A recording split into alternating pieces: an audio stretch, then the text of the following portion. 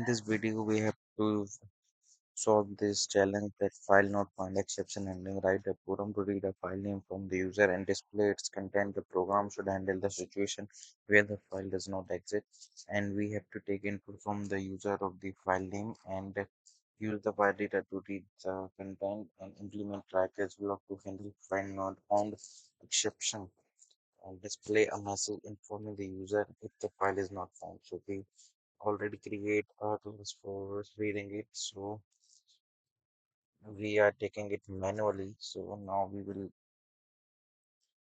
create input for this. So we write scanner equal to new scanner system dot in, and we will write and for file name, and then we take file name equal to scanner dot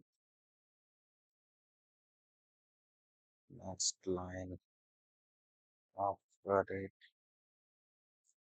for file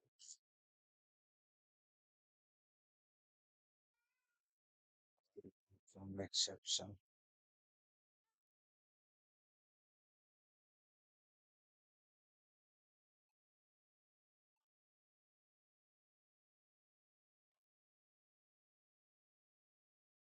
Now we try to run the program.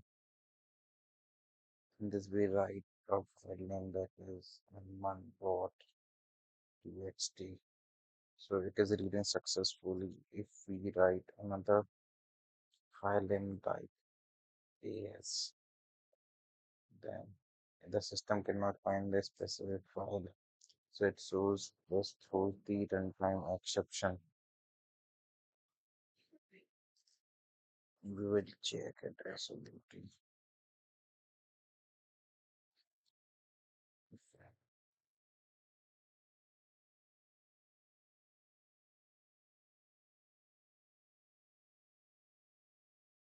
So it is showing the file not found exception. Thank you.